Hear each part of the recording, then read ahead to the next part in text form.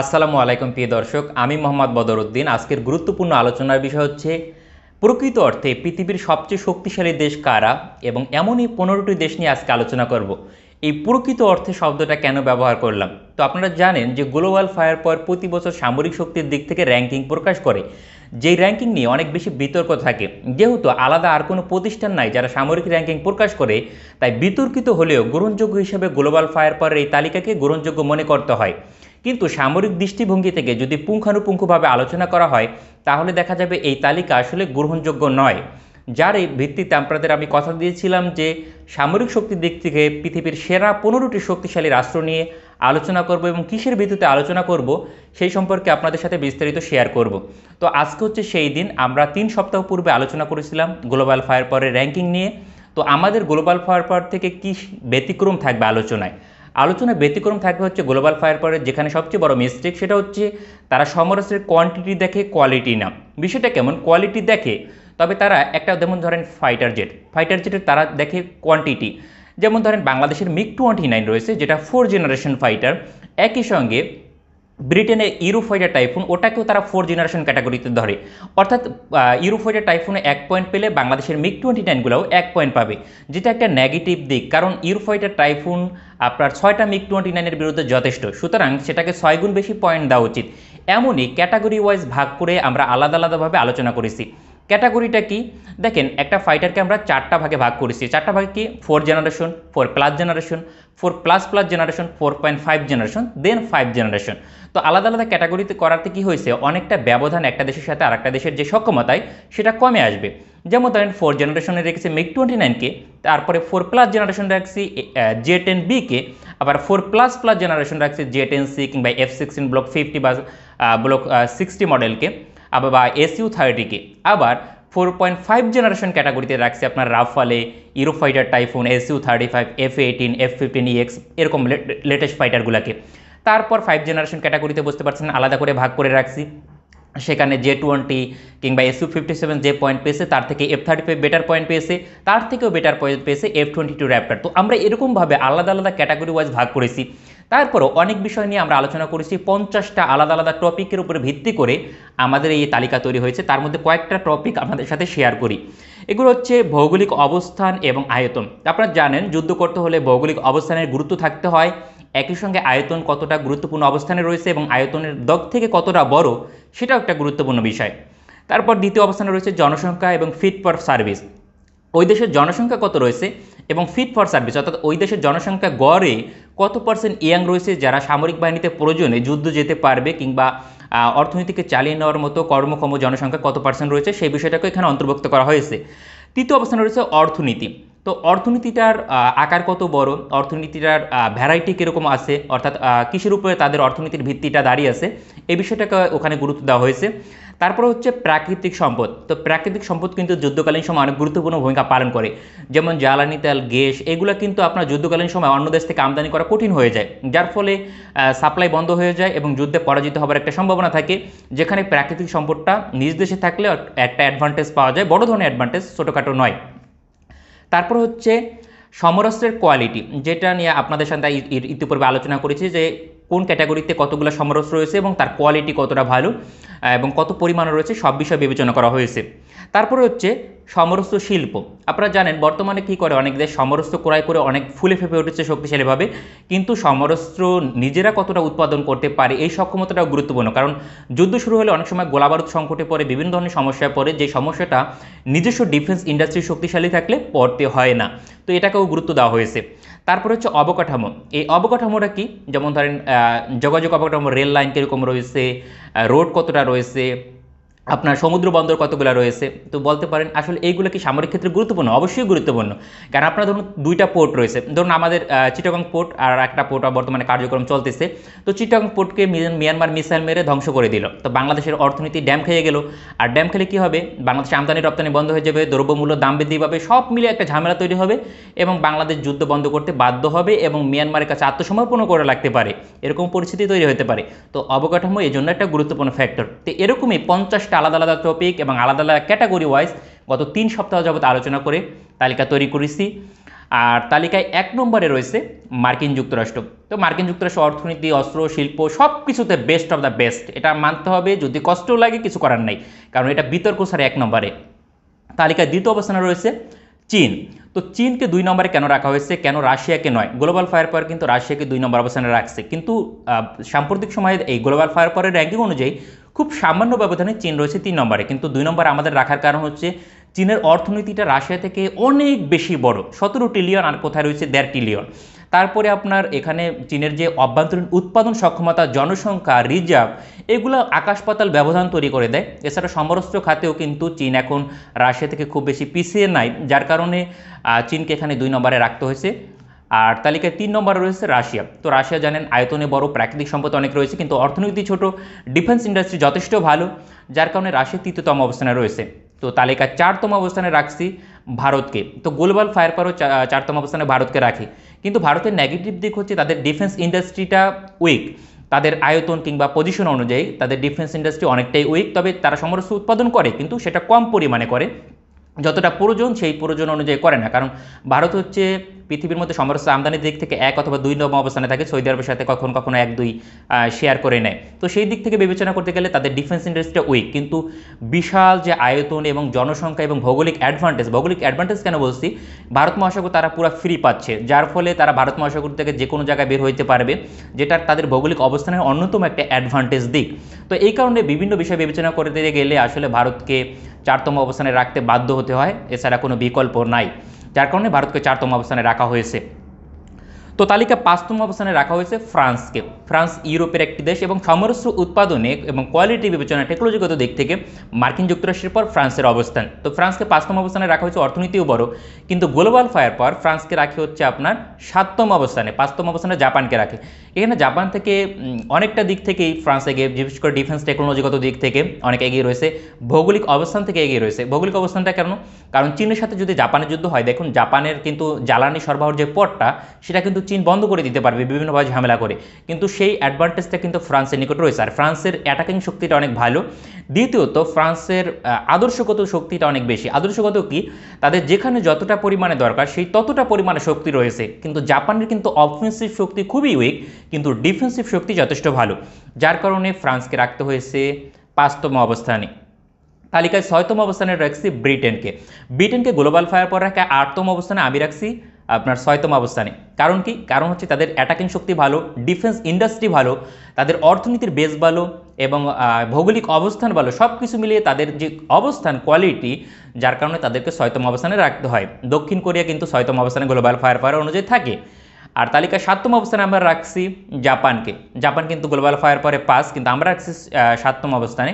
তো জাপানে আপনারা জানেন ডিফেন্স ইন্ডাস্ট্রি যথেষ্ট ভালো, একই সঙ্গে তাদের অর্থনীতি অনেক ভালো, অর্থনীতির বৈচিত্র্য অনেক ভালো, যার কারণে রিজার্ভও ভালো এবং বৈশ্বিক যে বিনিয়োগ, অবকাঠামো সব কিছুই একটা শক্তিশালী পজিশনে রয়েছে, যার কারণে জাপান হচ্ছে 7তম অবস্থানে। আর তালিকা 8তম অবস্থানে রাখছি আমরা দক্ষিণ কোরিয়াকে। তো দক্ষিণ কোরিয়া কিন্তু গ্লোবাল ফায়ার পরে 6তম, আমরা রাখছি 8-এ। কারণ কি? কারণ হচ্ছে দক্ষিণ কোরিয়ার সবচেয়ে নেগেটিভ দিক হচ্ছে ভৌগোলিক অবস্থান, খুবই ছোট একটা দেশ, যার কারণে যুদ্ধে একটা বড় ধরনের ডিসঅ্যাডভান্টেজ, প্রতিপক্ষ রকেট লঞ্চার দিয়ে কিংবা ছোটোখাটো ব্যালিস্টিক মিসাইল দিয়ে দক্ষিণ কোরিয়াকে অনেক বেশি কাবু করে ফেলতে পারে, যেটা তাদের জন্য একটা ভয়াবহ ডিসঅ্যাডভান্টেজ। তবে অ্যাডভান্টেজের দিক হচ্ছে তাদের অর্থনীতি ভালো, রিজার্ভ ভালো, ডিফেন্স ইন্ডাস্ট্রি ভালো, অর্থনীতি ভালো, ফিট ফর পিপল, অর্থাৎ কোয়ালিটি অফ পিপল। আপনার আমাদের যে জনসংখ্যা সেটা কিন্তু কোয়ালিটি খুব কম, কারণ আমাদের টেকনিক্যালি জ্ঞান খুব কম, কিংবা আমরা যে বিভিন্ন খাতে কাজ করার অভিজ্ঞতা সেটা খুব কম, আমরা লেবার শ্রেণীর জাতি। কিন্তু দক্ষিণ কোরিয়া কিন্তু ওরকম না, সরি টু সে, বাস্তবতা কিন্তু এটাই, আমাদের দক্ষিণ এশিয়া এরকমই লেবার শ্রেণী, কিন্তু দক্ষিণ কোরিয়ার পিপল কিন্তু এরকম না, তারা কিন্তু অনেক বেশি মডার্ন কিংবা যে কোনো টেকনোলজিগত দিক থেকে অনেক বেশি জ্ঞান রাখে, যার কারণে তারা বিভিন্ন ইন্ডাস্ট্রিতে কাজ করার সুযোগ পায়। তো এই কারণে দক্ষিণ কোরিয়াকে 8তম অবস্থানে রাখা হয়েছে। আর তালিকায় 9তম অবস্থানে রাখা হয়েছে ইউরোপের দেশ ইটালিকে। ইটালি সম্ভবত গ্লোবাল ফায়ার পরে 11-12তম অবস্থানে রয়েছে।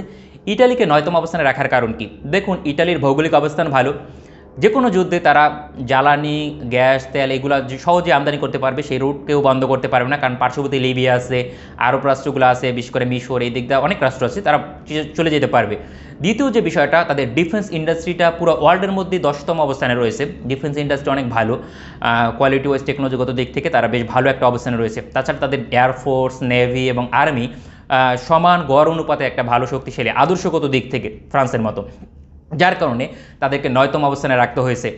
আর তালিকায় 10তম অবস্থানে কাকে রাখছি জার্মানিকে। তো জার্মানি কিন্তু ডিফেন্স যে ইকুইপমেন্ট সেটা কিন্তু পরিমাণে তাদের অবস্থান ভেদে কিছুটা কম রয়েছে, কিন্তু quality best of the best, কিন্তু তাদের অর্থনীতিটা ভালো, ভৌগোলিক অবস্থান খুব একটা ভালো না, কিন্তু অর্থনীতিটা ম্যাসিভ পর্যায়ে, পৃথিবীর 4র্থ বৃহত্তম অর্থনীতি, ইউরোপের সেরা অর্থনীতি, কিন্তু একই সঙ্গে তাদের যে অর্থনীতির বেস সেটা পুরোটাই আপনার ইন্ডাস্ট্রিয়াল খাতের দিক থেকে আগায় রয়েছে, যার কারণে জার্মানিকে 10তম অবস্থানে রাখতে বাধ্য হয়েছে, কিংবা রাখা দরকার, এই জন্যই রাখা হয়েছে। তালিকায় 11তম অবস্থানে রাখা হয়েছে ইসরায়েলকে। তো ইসরায়েলকে কেন 11তম অবস্থানে রাখছে? ইসরায়েল তো গ্লোবাল ফায়ার 18-19তম। দেখেন ইসরায়েলের যে ডিফেন্স ইকুইপমেন্ট ইন্ডাস্ট্রি সেটা অনেক ভালো পজিশনে রয়েছে, অল ক্লাস, সোজা কথা টপ 12-13-র মধ্যে থাকে তারা ডিফেন্স ইন্ডাস্ট্রির দিক থেকে। কিছু কিছু প্রযুক্তির দিক থেকে তারা একদম টপ 3-র মধ্যে রয়েছে। যেমন ধরেন ড্রোন প্রযুক্তিতে পৃথিবীর মধ্যে 3টা দেশের মধ্যে তারা একটা, বিশেষ করে সুইসাইড ড্রোন উৎপাদনে তারা পৃথিবীতে 1 নম্বর অবস্থানে রয়েছে। তো এরকমই অনেক অনেক দিক রয়েছে যেখানে ইসরায়েল আসলে অপ্রতিদ্বন্দ্বী, যার কারণে তাদেরকে আগে রাখতে হচ্ছে। আর দ্বিতীয়ত তাদের যে সমরাস্ত্রগুলো রয়েছে তার কোয়ালিটি টপ ক্লাস। ইসরায়েল এমন কোনো সাধারণত সমরাস্ত্র অপারেট করে না যার টপ 10-এর মধ্যে নাই, অর্থাৎ যাই সমরাস্ত্র তারা অপারেট করুক সেটাই পৃথিবীর মধ্যে টপ 10-এর মধ্যে থাকে, যার কারণে ইসরায়েলকে 11তম অবস্থানে রাখতে হয়েছে। কিন্তু ইসরায়েলের ডিসঅ্যাডভান্টেজ দিক হচ্ছে তাদের ভৌগোলিক অবস্থান। তাদের ভৌগোলিক অবস্থানটা খুব বেশি সুইটেবল না, আয়তনে ছোট, যার কারণে তাদেরকে 11তম অবস্থানে রাখতে হয়েছে। যদি ভৌগোলিক অবস্থানে বড় হতো, অর্থনীতিটা বেশ বড় হতো, তাহলে তারা আরও এগিয়ে আসতে পারতো, কারণ ডিফেন্স ইন্ডাস্ট্রি কিংবা টেকনোলজিগত সক্ষমতা তারা আরও অনেক বেশি এগিয়ে আসার মানে আশাবাদী কিংবা দাবিদার।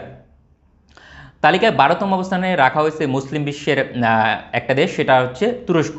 দেখেন গ্লোবাল ফায়ার পাওয়ার কিন্তু 9তম অবস্থানে পাকিস্তানকে রাখছে, কিন্তু পাকিস্তানকে মুসলিম বিশ্বেরও 1 নম্বরে রাখা যায়নি, তুরস্ককে রাখতে হয়েছে। এর কারণ কি? কারণ হচ্ছে দেখেন তুরস্কের ডিফেন্স ইন্ডাস্ট্রিটা পাকিস্তান থেকে ভালো, এবং কোয়ালিটি ওয়াইজ সমরস্য তুরস্ক বেটার, এবং তুরস্কের যে ইন্ডাস্ট্রি সেটাও তো বেটার, অর্থনীতিও মোটামুটি ভালো পজিশনে রয়েছে, যার কারণে সব কিছু বিবেচনা করে ভৌগোলিক গুরুত্বর দিক থেকে বিবেচনা করতে গেলে তাদেরকে 12তম অবস্থানে রাখতে হয়েছে। গ্লোবাল ফায়ার পাওয়ার সম্ভবত তাদেরকে 13তম অবস্থানে রাখছে এবার। তালিকায় 13তম অবস্থানে আমরা রাখছি অস্ট্রেলিয়াকে। অস্ট্রেলিয়া ওশেনিয়া মহাদেশের একটা রাষ্ট্র, বিশেষ করে তাদের বিশাল বড় 77 লক্ষ কিলোমিটার আয়তনের দেশ, দ্বীপরাষ্ট্র, প্রাকৃতিক সম্পদে মানে ভরপুর একটা রাষ্ট্র। তাদের আর্মি, এয়ারফোর্স, নেভি, তারা সবাই কোয়ালিটিফুল সমরাস্ত্র অপারেট করে, পরিমাণে কম কিন্তু কোয়ালিটি। তারা মোটামুটি ওই যে টপ 3 বা টপ 5-এর মতো সমরাস্ত্রগুলো অপারেট করে, যে সমরাস্ত্র অপারেট করে তার কোয়ালিটি টপ 3 বা 5-এর মধ্যে থাকে, যার কারণে তাদেরকে আসলে যেহেতু অর্থনীতিও বড়, সব কিছু বিবেচনা করে তাদেরকে এখানে রাখা হয়েছে। তাদের একটাই ডিসঅ্যাডভান্টেজ দিক, সেটা হচ্ছে জনসংখ্যা কিছুটা কম রয়েছে। তো এই কারণে অস্ট্রেলিয়াকে রাখা হয়েছে আপনার 13তম অবস্থানে। তালিকায় 14তম অবস্থানে রাখা হয়েছে মুসলিম বিশ্বের আর এক দেশ মিশরকে। তো মিশরকে কেন রাখছি? দেখেন মিশরের সমরস্য মুসলিম বিশ্বে 1 নম্বরে রয়েছে যদি পরিমাণের দিক থেকে বা কোয়ালিটি ওয়াইজ চিন্তা করি, কিন্তু তাদের ডিফেন্স ইন্ডাস্ট্রিটা পিছিয়ে রয়েছে, অর্থনীতিটা অতটা স্ট্রং নয়, বিশেষ করে তুরস্কের মতো অতটা ভালো অবস্থান নয়, তারা নাই সামগ্রিকভাবে বিবেচনা করতে গেলে, যার কারণে তাদেরকে আসলে রাখতে হয়েছে আপনার 14তম অবস্থানে। তো তালিকায় 15তম অবস্থানে রয়েছে দক্ষিণ আমেরিকা মহাদেশের দেশ ব্রাজিল। তো ব্রাজিলে কিন্তু ডিফেন্স ইকুইপমেন্ট খুব কম, কিন্তু তাদের যে আপনার আয়তন সেটা বিশাল আয়তন, জনসংখ্যাও যথেষ্ট ভালো, অর্থনীতি বড়, রিজার্ভ ভালো, একই সঙ্গে তাদের ডিফেন্স ইন্ডাস্ট্রিও কিন্তু ভালো, কিন্তু সমরাস্ত্রের পরিমাণটা কম তাদের কাছে রয়েছে, যেটার কারণে তাদেরকে রাখতে হয়েছে 15তম অবস্থানে, কিন্তু গ্লোবাল ফায়ার পর তাদেরকে 10তম অবস্থানে রাখে। এখন যে বিতর্কের বিষয়টা আসবে তালিকায়, সেটা হচ্ছে পাকিস্তান। দেখুন পাকিস্তানকে কেন আমি এই 15টার তালিকার মধ্যে রাখলাম না, দেখুন রাখা যায় না বলেই রাখলাম না আমার তালিকায়, কারণ আজকে আমি জানি পাকিস্তানকে অনেকে পছন্দ করেন, কিন্তু দেখেন আজকে তালিকায় রাখলে আজকে রাত্রে স্বপ্নের জন্য হয়তো আপনার জন্য বেটার হতো, কিন্তু আগামীকাল সকালের জন্য সেটা বেটার নয়, কারণ বাস্তবতা আর এখানে আপনার সাথে আবেগ এই দুটার মধ্যে অনেক বেশি পার্থক্য রাখে। তো তালিকায় 16তম অবস্থানে রাখতে পারছি পাকিস্তানকে, রাখতে পারছি বলতে রাখতে বাধ্য হয়েছি, কারণ 16তম অবস্থানের জন্য সেই যোগ্য দাবিদার। তো পাকিস্তানের আসলে মূল সমস্যাটা কোথায়, যে কারণে তাদের 9 থেকে আমি 16তম অবস্থানে রাখছি? কারণ কি দেখেন, পাকিস্তানের অর্থনীতিটা খুব দুর্বল, রিজার্ভ খুব দুর্বল, কিন্তু পাকিস্তান আর্মি, শুধুমাত্র আর্মি অনেক বেশি স্ট্রং, কিন্তু পাকিস্তান এয়ারফোর্স খুব বেশি স্ট্রং নয়, এখন বলতে পারেন আসলে স্ট্রং নয়, তারা তো ভারতকে খুব কাবু করে ফেলে। বিশেষ করে পাকিস্তান এয়ারফোর্সের ফাইটারে যথেষ্ট থাকলেও মোটামুটি ঘাটতি আছে, কিন্তু সেটা নাই ধরলাম। কিন্তু তাদের আধুনিক অ্যাটাক হেলিকপ্টারের অভাব রয়েছে। দ্বিতীয়ত তাদের ট্রান্সপোর্ট যে এয়ারক্রাফটগুলো সেই খাতেও অনেক অভাব রয়েছে, ট্রান্সপোর্ট হেলিকপ্টার ফ্লিটেও তাদের অভাব রয়েছে এয়ারফোর্সে এই বিষয়গুলো। দ্বিতীয়ত তাদের এয়ার ডিফেন্সিভ যে ক্যাপাবিলিটি সেটা অতটা ভালো নয় কম্পেয়ার টু যে আগের রাষ্ট্রগুলো যারা রয়েছে তাদের তুলনায়। আর দ্বিতীয়ত পাকিস্তান নৌবাহিনীর যে সক্ষমতা সেটা অনেক উইক, যদিও তারা বর্তমানে নৌবাহিনী নিয়ে যে প্ল্যান নিছে 2030 সাল পর্যন্ত, সেখানে একটা বিপ্লব ঘটতে যাইতেছে বলা যায়। বিপ্লব কেন বলতেছি, বর্তমানে যদি তাদের নৌবাহিনী 1 পয়েন্ট পায় 2030 সাল নাগাদ, সেটা 6 পয়েন্ট কিংবা 8 পয়েন্ট পাবে, অর্থাৎ 8 গুণ শক্তিশালী হবে আগামী 9 বছরে।